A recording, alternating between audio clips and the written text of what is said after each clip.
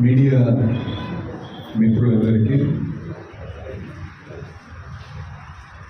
Congress party కుటుంబ సభ్యులందరికీ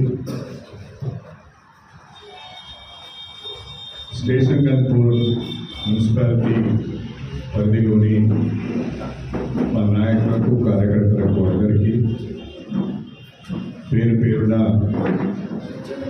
నా హృదయపూర్వక నమస్కారాలు తెలియజేస్తున్నాను. భారత రాష్ట్ర సమితి నాయకులు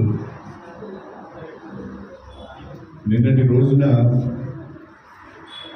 గన్పూర్ మున్సిపాలిటీలో ఒక సమావేశం ఏర్పాటు చేసి ఈ నియోజకవర్గంలో కడియం శ్రీహరి ఎమ్మెల్యేగా ఎన్నికైన తర్వాత ఏమాత్రం అభివృద్ధి జరగలేదని,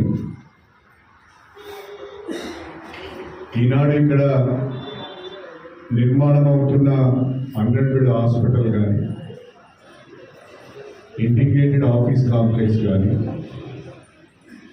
గన్పూర్ మున్సిపాలిటీ చేయడం కానీ, గన్పూర్కు డిగ్రీ కాలేజ్ చేయడం కానీ, గన్పూర్లో యంగ్ ఇండియా ఇంటిగ్రేటెడ్ స్కూల్ రావడానికి కానీ మేమే కారణమన్న రీతిలో ప్రజలను తప్పుదో పట్టించే విధంగా వారు మాట్లాడడం జరిగింది.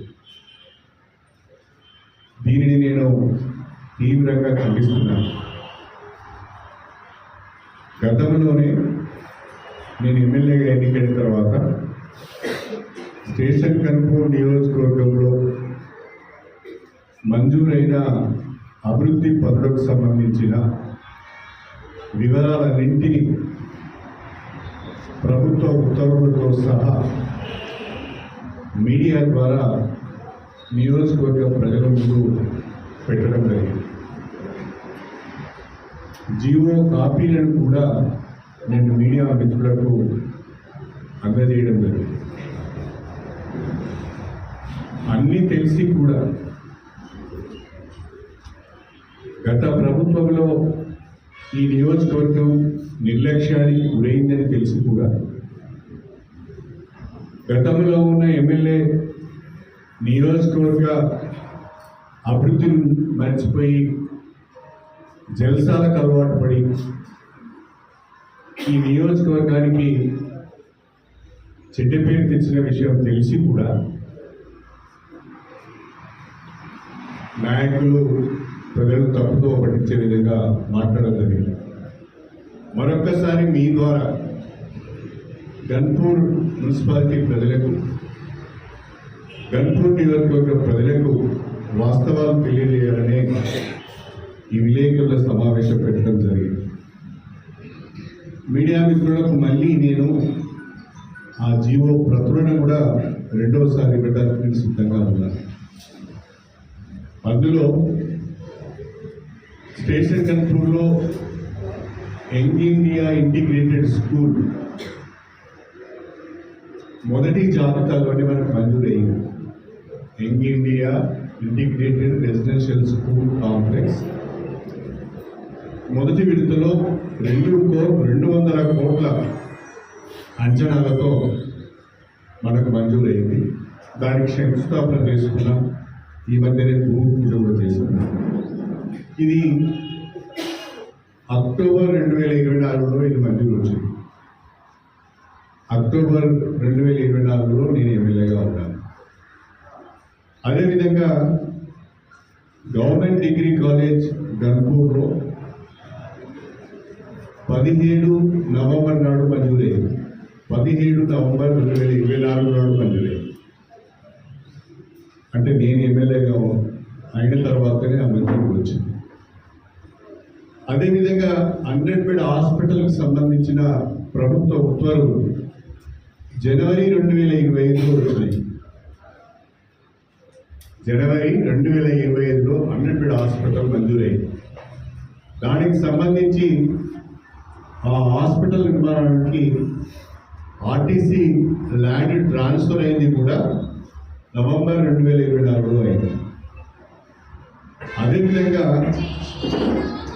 మన గన్పూర్ను మున్సిపాలిటీగా ప్రకటించింది జనవరి 2025, అంటే దాదాపుగా సంవత్సరం అయింది. తర్వాత అడ్మినిస్ట్రేషన్ శాంక్షన్ 50 కోట్ల రూపాయలు వచ్చింది నవంబర్ 2025. అంటే ఇక్కడ ప్రస్తుతం నిర్మాణంలో ఉన్న 100 బెడ్ హాస్పిటల్ కానీ, ఇంటిగ్రేటెడ్ ఆఫీస్ కాంప్లెక్స్ కానీ, ప్రస్తుతం నడుస్తున్న డిగ్రీ కాలేజ్ కానీ, నిర్మాణంలో ఉన్న యంగ్ ఇండియా ఇంటిగ్రేటెడ్ స్కూల్ కానీ, గన్పూర్ మున్సిపాలిటీగా అప్గ్రేడ్ కావడం కానీ, దానికి 50 కోట్ల రూపాయల అభివృద్ధి నిధులు రావడం కానీ, నేను ఎమ్మెల్యేగా ఎన్నికైన తర్వాత రాష్ట్రంలో కాంగ్రెస్ ప్రభుత్వం ఏర్పడిన తర్వాత మాత్రమే ఇవి మంజూరైనాయి. కాస్తంతా కూడా సిగ్గు లేకుండా ఇన్ని రకాలైన తప్పుడు విషయాలను, అవాస్తవాలను ప్రజల ముందు పెట్టే ప్రయత్నం చేశారు. మేము బ్రహ్మాండంగా అభివృద్ధి చేశాం, రేపు రాబోయే రోజుల్లో కూడా బ్రహ్మాండంగా అభివృద్ధి చేస్తామని చెప్పి ప్రజలను ఓట్లు అడిగితే బాగుంటుంది, కానీ అవాస్తవాలు చెప్పి కాలం వెళ్ళబూసుకోవాలనే ప్రయత్నము భారత రాష్ట్రం చేస్తున్నది, బీఆర్ఎస్ నాయకులు చేస్తున్నారు. దీన్ని గమనించవలసిందిగా నేను గన్పూర్ మున్సిపాలిటీ ప్రజలకు విజ్ఞప్తి చేస్తున్నాను. 15 సంవత్సరాలుగా ఈ నియోజకవర్గాన్ని అన్ని రకాలుగా భ్రష్టు పట్టించిన వారు, అధికార పార్టీలో ఉండి కూడా అభివృద్ధి కొరకు ప్రయత్నం చేయని వారు, ప్రణాళికలు చేయని వారు ఈరోజు మాట్లాడుతున్నారు. వాస్తవంగా గన్పూర్ నియోజకవర్గానికి గతంలో ఉన్న ఎమ్మెల్యే వలన ఏ రకంగా నష్టం జరిగిందో, ఏ రకంగా చెడ్డ పేరు వచ్చిందో అందరికీ తెలుసు. ఆయన పదవులు అమ్ముకున్నాడని, దళిత బంధు అమ్ముకున్నాడని, బీఫామ్లు అమ్ముకున్నాడని, పనులు అమ్ముకున్నాడని, ప్రతిదీ కూడా అవినీతిమయం చేశాడని, తన చిల్లర పనుల ద్వారా ప్రజలు తలదించుకునే పరిస్థితిని తీసుకొచ్చాడని కూడా అందరికీ తెలుసు.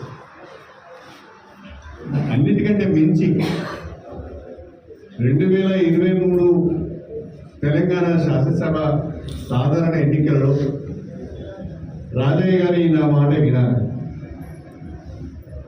2023లో జరిగిన తెలంగాణ శాసనసభ ఎన్నికల్లో ఆయనకు టికెట్ రాకపోవడానికి కారణం నేనని అనుకుంటున్నాడు.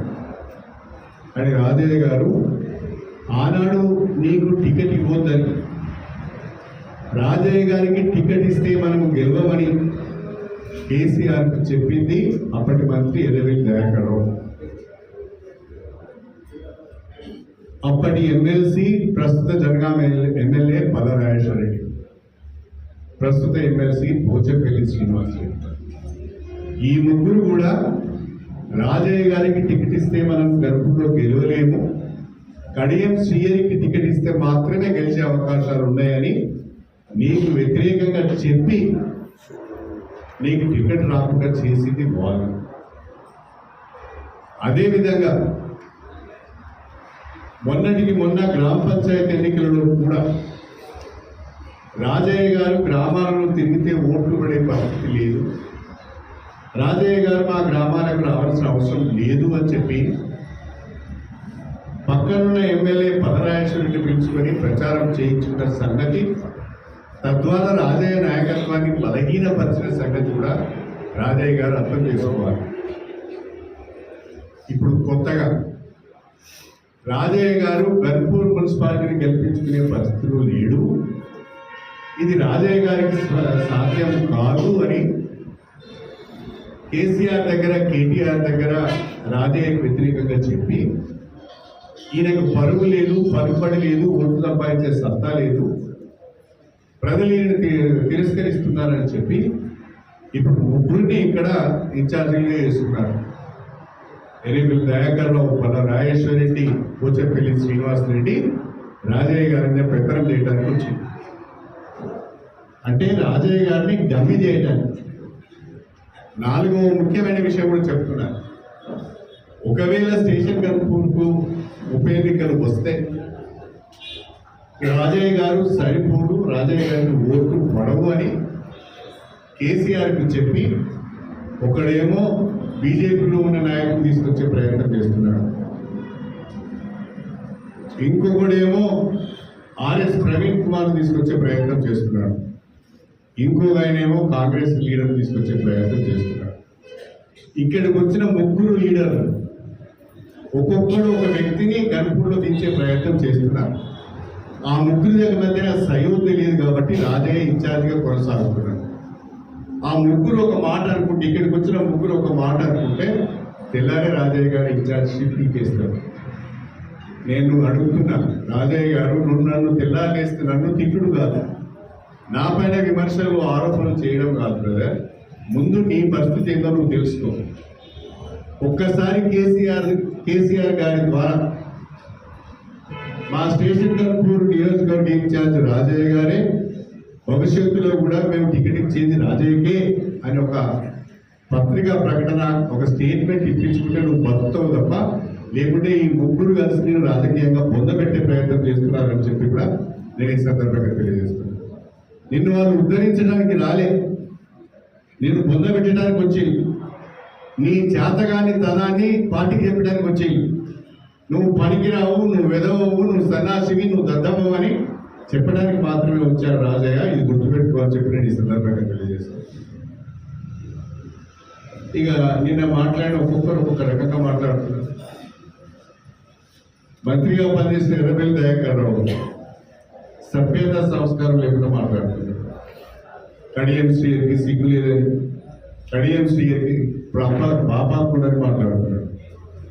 నిజమే, నాకన్నా కాస్త కూస్తూ సిగ్గుంది కానీ నీకు అసలే సిగ్గు లేదని నా అభిప్రాయం. ఈ చెవిటోనికి ఎట్లా చెప్పాలో కూడా నాకు అర్థమైంది. మనవరాలు వయస్సున్న అమ్మాయి చేతిలో ఘోరంగా ఓడిపోయి, అది కూడా 54-55 ఓట్ల తేడాతో ఓడిపోతే ఈ చెవిటోని చిన్న మీద చిక్కిపోయింది. కాబట్టి ఏం మాట్లాడుతున్నాడో అర్థమైంది. నువ్వు సభ్యతగా మాట్లాడితే నేను సభ్యతగా మాట్లాడు. నీవు ఆనాడు తెలుగుదేశంలో ఉండి, నేను ఆనాడు తెలుగుదేశంకు రాజీనామా చేసి తెలంగాణ ఉద్యమంలోకి వచ్చినప్పుడు నువ్వు నాకు వ్యతిరేకంగా ఇష్టం వచ్చిన రీతిలో మాట్లాడినావు. కానీ నువ్వేం చేసినావు? తెలుగుదేశాన్ని హోల్సేల్గా కేసీఆర్కు అమ్మిన చరిత్ర, నీచ చరిత్ర నీది. ఎమ్మెల్యేలకు డబ్బులు ఇప్పించి హోల్సేల్గా టీడీపీ ఎమ్మెల్యేలందరినీ కేసీఆర్కు అమ్మిన చరిత్ర నీది. నేను ఆ పని చేయలేదు, ఆ రకంగా నేను మోసం చేయలేదు. నేను బీఆర్ఎస్లోకి వచ్చినప్పుడు తిట్టావు, కానీ తర్వాత నువ్వు కూడా బీఆర్ఎస్లోకి వచ్చావు. మొన్న కాంగ్రెస్ పార్టీ గెలిచిన తర్వాత కూడా నువ్వు కాంగ్రెస్ పార్టీలోకి రావాలని ప్రయత్నం చేసినావు. కానీ నీ నీచ చరిత్ర తెలిసిన రేవంత్ రెడ్డి నేను తీసుకోవడానికి ఇష్టపడలేదు. నీ మోసపూరితమైన చరిత్ర తెలిసిన రేవంత్ రెడ్డి నేను తీసుకోవడానికి ఇష్టపడలేదు. ఆయనను పొట్టోడు అంటావు, నువ్వు ఒక ముఖ్యమంత్రిని పట్టుకొని పొట్టోడు అంటావు. కానీ నీ చెవిటోడు అంటే తప్పేముంది? ఆయనను పొట్టోడు అన్నప్పుడు, ఒక ముఖ్యమంత్రిని పొట్టోడు అన్నప్పుడు నేను చెవిటోడు అంటే మాత్రం తప్పే ఉంది అని చెప్పి నేను ఈ సందర్భంగా తెలియజేస్తాను. కాబట్టి మనం మాట్లాడే భాషను బట్టి ఎదుటివారు సమాధానం చెప్తారు. మనం సభ్యతగా మాట్లాడితే ఎదుటివారు కూడా సభ్యతగా మాట్లాడతారు. మీరు సభ్యత సంస్కారాన్ని మరిచి మాట్లాడితే అదే స్థాయిలో సమాధానం చెప్పవలసి వస్తుందనే విషయాన్ని మర్చిపోవు. మల్లారాజేశ్వర రెడ్డి కేసీఆర్ ముఖ్యమంత్రిగా ఉన్న సమయంలో కేసీఆర్ చుట్టూ 24 గంటలు బొచ్చు కుక్కలకి తిరిగేవాడు. ఇంట్లో ఆయనే ఉండేవాడు, ఆఫీస్లో ఆయనే ఉండేవాడు, ఫామ్ హౌస్లో ఆయనే ఉండేవాడు. కేసీఆర్ అధికారాన్ని అడ్డం పెట్టుకొని బ్రహ్మాండంగా యూనివర్సిటీ తెచ్చుకున్నాడు, మెడికల్ కాలేజ్ తెచ్చుకున్నాడు, హాస్పిటల్ తెచ్చుకున్నాడు, ఇంజనీరింగ్ కాలేజ్ తెచ్చుకున్నాడు. ప్రైవేట్ అసైన్ భూములను ప్రభుత్వాన్ని అడ్డం పెట్టుకొని పట్టా చేయించుకున్నా పర్వాలేదు, ఆస్తులను సంపాదించుకున్నా పర్వాలేదు. చివరికి కల్వకుంట్ల కుటుంబంలో చిచ్చు పెట్టారు. ఒకరి మాట ఒకరికి చెప్పి చెవులు కొరికి చివరికి కవితని ఇంటి నుంచి వెళ్ళగొట్టే పరిస్థితి వచ్చింది. కవిత చాలా స్పష్టంగా చెప్పింది, కేసీఆర్ చుట్టూ కొరివి దయ్యాలు ఉన్నాయని. వీడు పెద్ద కొరివి దయ్యం. వీరి వల్లనే ఆ కుటుంబం నాశనమైంది. పోచంపల్లి శ్రీనివాసరెడ్డి కూడా మాట్లాడుతున్నాడు, చాలా పుట్టోడు, అసలు పుట్టోడు వీడు. పోచంపల్లి శ్రీనివాసరెడ్డి కూడా చాలా మాట్లాడుతున్నాడు. వేల కోట్ల ఆస్తులు పోచంపల్లి శ్రీనివాసరెడ్డికి ఎక్కడి నుంచి వచ్చినాయి? పోచంపల్లి శ్రీనివాసరెడ్డి అనేవాడు కేటీఆర్కు, సంతోష్ రావుకు బినామీ. వేల కోట్ల రూపాయల రియల్ ఎస్టేట్ చేస్తున్నాడు. ఈయనది వేరే రాష్ట్రమో వేరే జిల్లాలో కాదు, మన జిల్లానే. మన జిల్లాలో ఈయన కుటుంబ నేపథ్యం, ఈయన ఆస్తుపాస్తులన్నీ మనకు తెలుసు. కేటీఆర్, సంతోష్ రావు సంపాదించిన డబ్బులన్నీ ఈయన ద్వారా రియల్ ఎస్టేట్లో ఖర్చు పెట్టుకున్నారు. ఈయన కేటీఆర్, సంతోష్ రావు బినామీ. పోచంపల్లి శ్రీనివాసరెడ్డిని ఇక్కడ ఎందుకు పెట్టారంటే, ఓటుకు 5,000 రూపాయలు ఇచ్చి అయినా స్టేషన్ గన్పూర్ మున్సిపాలిటీని గెలవాలి, కడియం శ్రీని దెబ్బతీయాలి అనే ఆలోచనతోనే నలుగురు గన్పూర్ మీద దాడి చేస్తున్నారు. ఇక్కడే ఒక గజ దొంగ ఉన్నాడు అంటే, ఈ గజ దొంగకు తోడుగా 3 స్టువార్ట్పురం దొంగలు వచ్చాయి. ఈ దొంగల పట్ల జాగ్రత్తగా ఉండాలని చెప్పి నేను గన్పూర్ నియోజకవర్గ ప్రజలకు, ప్రత్యేకించి గన్పూర్ మున్సిపాలిటీ ప్రజలకు నేను విజ్ఞప్తి చేస్తున్నాను. ఈ మున్సిపల్ ఎన్నికలలో మీరు ఏ పార్టీకి ఓటు అడుగుతారని అడుగుతున్నారు. నేను కాంగ్రెస్ పార్టీకి ఓటు అడుగుతాను. రాష్ట్రంలో కాంగ్రెస్ పార్టీ అధికారంలో ఉంది. ఇంకా 3 సంవత్సరాలు కాంగ్రెస్ పార్టీ ప్రభుత్వం ఉంటుంది. ప్రభుత్వం యొక్క అండదండలు లేకుండా అభివృద్ధి జరగదు. ఇవాళ గన్పూర్ మున్సిపాలిటీ అభివృద్ధి చెందాలి అంటే కాంగ్రెస్ పార్టీ బలపరిచిన అభ్యర్థులను గెలిపించాలని చెప్పి నేను గన్పూర్ మున్సిపల్ పరిధిలో ఉన్న ప్రజలందరికీ కూడా విజ్ఞప్తి చేస్తున్నాను. 2 సంవత్సరాలుగా అభివృద్ధి ఎజెండాగా పనిచేస్తున్నా. ఈ నియోజకవర్గం పోగొట్టుకున్న ఒక గౌరవాన్ని నిలబెట్టే ప్రయత్నం చేస్తున్నాను. ఈ నియోజకవర్గం పేరు చెప్పుకోవడానికి, ఈ నియోజకవర్గ ఎమ్మెల్యే పేరు చెప్పుకోవడానికి సిగ్గుపడిన ప్రజలను ఇలా తలెత్తుకొని మా నియోజకవర్గం గన్పూర్, మా ఎమ్మెల్యే కడియం శ్రీని చెప్పుకునే విధంగా నేను నిజాయితీగా పనిచేస్తున్నానని చెప్పి ఈ సందర్భంగా తెలియజేస్తున్నాను. మళ్ళీ చెప్తున్నా, నేను గెలిచింది బీఆర్ఎస్ పార్టీ టికెట్ పైన, కానీ ఈ నియోజకవర్గ అభివృద్ధి కొరకు కాంగ్రెస్ ప్రభుత్వంతో కలిసి పనిచేస్తున్నా. రేపు గణపురం మున్సిపాలిటీ కూడా అభివృద్ధి చెందాలి అంటే కాంగ్రెస్ పార్టీ బలపరిచిన అభ్యర్థులనే గెలిపించమని చెప్తున్నా. ఇక ఎవరికి ఏ రకమైన అనుమానం ఉండవలసిన అవసరం లేదు. 70 సంవత్సరాలు దాటిన ముసలాయన అని అంటున్నారు. 70 కాదు 70, నాకు 74 సంవత్సరాలు. నేను వయసును దాచుకోవాల్సిన అవసరం లేదు. 74 సంవత్సరాలైనా నేను 36 సంవత్సరాల వయస్సున్న పిల్లవాడిని అంత యాక్టివ్గా ఉన్నాను. అంత యాక్టివ్గా నేను తిరుగుతున్నాను. నా అంత యాక్టివ్గా మీరు ఎవరైనా ఉన్నారని అడుగుతున్నాను. మా దగ్గర ఉన్న కూడా చాలా మందికి బీపీలు ఉన్నాయి, షుగర్లు ఉన్నాయి. నాకు బీపీ లేదు, షుగర్ లేదు. అంటే నేను క్రమశిక్షణతో ఉంటా కాబట్టి ఈ రోజు వరకు కూడా దేవుని కృప వల్ల, దేవుని దయ వల్ల నాకేమీ జబ్బులు రాలేదు. నన్ను 74 ఏళ్ళ ముసలాయన అంటున్నాడు. మరి ఎర్రవెల్లి దయాకరావుకి ఎన్నేళ్ళు? ఆయన వయసు కూడా 70 సంవత్సరాలు. రాజయ్య గారికి ఎన్నేళ్ళు? ఆయనకు ఒక 65 ఏళ్ళు. పలనాయేశ్వరుడికి ఎన్నేళ్ళు? ఆయనకు ఒక 60 ఏళ్ళు దాటినాయి. 60 ఏళ్ళు దాటిన ప్రతివాడు కూడా వృద్ధుడే. ఆ భాషకు వస్తే మీరెవరు యంగ్స్టర్స్ కాదు, మీరందరూ కూడా వృద్ధులే. అయినా వెనకటి ఎవరు అన్నారు, ఏజ్తో పని లేదు, ఏజ్తోని పని లేదు. మంచి ఆలోచనలు అభివృద్ధి సంక్షేమమే లక్ష్యంగా, ఎజెండాగా పెట్టుకొని పనిచేస్తే ప్రజలు తప్పకుండా ఆదరిస్తారనేది ఒక ఉదాహరణ. నేనే ఒక ఉదాహరణ. నేను గణపూర్ నియోజకవర్గ ప్రజలకు, గన్పూర్ మున్సిపాలిటీకి సంబంధించిన ప్రజలందరూ కూడా విజ్ఞప్తి చేస్తున్నాను.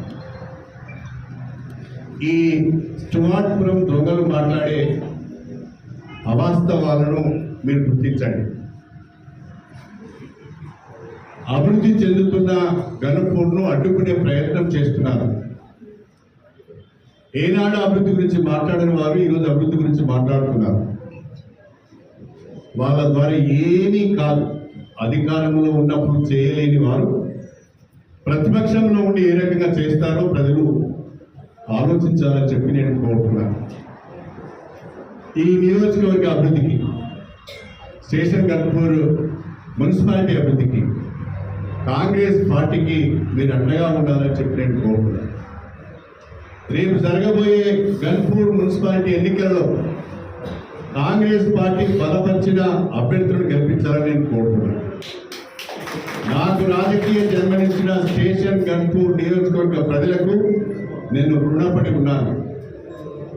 నాకు శక్తి ఉన్నంత మేరకు నేను రాజకీయాల్లో ఉన్నన్ని రోజులు స్టేషన్ గన్పూర్ నియోజకవర్గ ప్రజలతోనే ఉంటాను. స్టేషన్ గన్పూర్ నియోజకవర్గ అభివృద్ధికి కట్టుబడి ఉంటాను. స్టేషన్ గన్పూర్ నియోజకవర్గ సమస్యల పరిష్కారానికి చిత్తశుద్ధితో పనిచేస్తానని చెప్పి ఈ సందర్భంగా తెలియజేసుకుంటూ, ఇప్పటికైనా అనేక కుంభకోణాలను ఎదుర్కొంటున్న బీఆర్ఎస్, అనేక కేసులు ఎదుర్కొంటున్న నాయకులు ఒళ్ళు దగ్గర పెట్టుకొని మాట్లాడితే మంచిది అని చెప్పి ఈ సందర్భంగా తెలియజేసుకుంటూ సెలవు తీసుకుంటున్నాను. ఫోన్ ట్యాపింగ్ జరిగింది అని అందరూ ఒప్పుకుంటున్నారు. నిన్న ఆర్ఎస్ ప్రవీణ్ కుమార్ గారు కూడా వరంగల్లో ప్రెస్ మీట్ పెట్టి ఫోన్ ట్యాపింగ్ అనేది సర్వసాధారణం అని అంటున్నారు. కేంద్ర ప్రభుత్వాలు కానీ రాష్ట్ర ప్రభుత్వాలు కానీ దేశ భద్రతను లేదా ఇతర సమస్యలు ఉత్పన్నమైనప్పుడు ఫోన్ ట్యాపింగ్ చేస్తారని అంటున్నారు. ఫోన్ ట్యాపింగ్ దేని కొరకు చేశారో, దేని కొరకు చేయాలో దాని కొరకు చేస్తే అసలు సమస్య లేదు. కానీ సినిమా రంగానికి సంబంధించిన నటీమణుల ఫోన్లను కూడా ట్యాప్ చేయడం, వాళ్ళనుగా తీసుకునే ప్రయత్నం చేయడం, జడ్జిల యొక్క ఫోన్లు ట్యాప్ చేయడము, వాళ్ళని ఇబ్బంది పెట్టే ప్రయత్నం చేయడం, ప్రతిపక్ష పార్టీలకు చెందిన ముఖ్య నాయకుల యొక్క ఫోన్లు ట్యాప్ చేయడము, వాళ్ళని ఇబ్బంది పెట్టడం, చివరికి సొంత బిడ్డ కవిత భర్త యొక్క ఫోన్ ట్యాప్ చేయడము, హరీష్ రావు గారి యొక్క ఫోన్ ట్యాప్ చేయడము, ఇది దేనికి సంకేతం అని అడుగుతున్నాను. ఇవన్నీ దుర్మార్గాలు చేసి మళ్ళా శుద్ధపూస లెక్క మాట్లాడతారు. శుద్ధపూస లెక్క ఎందుకు మాట్లాడతారు? అన్నీ అక్కడ రికార్డెడ్ ఎవిడెన్స్ ఉంది కదా, మొత్తం రికార్డెడ్ ఎవిడెన్స్ ఉంది. ఇలా దొంగ అని అరిచినట్టున్నారు. టీఆర్ఎస్ వాళ్ళ పరిస్థితి ఎట్లా ఉంది అంటే తక్కలేక మింగలేకపోతున్నారు. ఒక కేసు మీద ఒక కేసు వచ్చే వరకు మొత్తము దొంగ అని వాళ్ళే ముందుగా అరుస్తున్నారు. ప్రజలు తప్పుతో పట్టించే ప్రయత్నం చేస్తున్నారు. ఇవన్నీ ఎవిడెన్స్లన్నీ బయటికి వస్తాయి. వచ్చినప్పుడు వాస్తవాలు ఏంటి అనేది ప్రజలకు తెలుస్తుంది. సార్, సీఎం విజయన్జీ పర్యటన పూర్తి కాగానే ప్రభుత్వం కూలిపోతుంది అని బీఆర్ఎస్ వాడెవడో విధవా అన్నాడు. మీరు అనుకుంటారా కూలిపోతుంది? వాడి కామెంట్ వాడో విధవా అన్నాడు. వాడు కూడా లెక్కల మనిషేనా? అన్నోడు కేటీఆర్ అన్నోడు కూడా లెక్కల మనిషేనా? వాడికే దిక్కులేదు అన్నది కేటీఆర్ కాదు, ఇక్కడ నాకు తెలుసు అన్నాడు. కేటీఆర్ కూడా వాడేవాడన్నాడు నాకు తెలియదు, కానీ కలలు అంటున్నారు. రేవంత్ రెడ్డి గారి కుర్చీకి కానీ వారి పీఠానికి కానీ వచ్చినా ఇబ్బంది ఏమీ లేదు. బ్రహ్మాండంగా ఇంకా 3 సంవత్సరాలు రేవంత్ రెడ్డి గారు ముఖ్యమంత్రిగా కొనసాగుతారు. ఆయనకి ఎమ్మెల్యేల మద్దతు ఉన్నది, ప్రజల మద్దతు.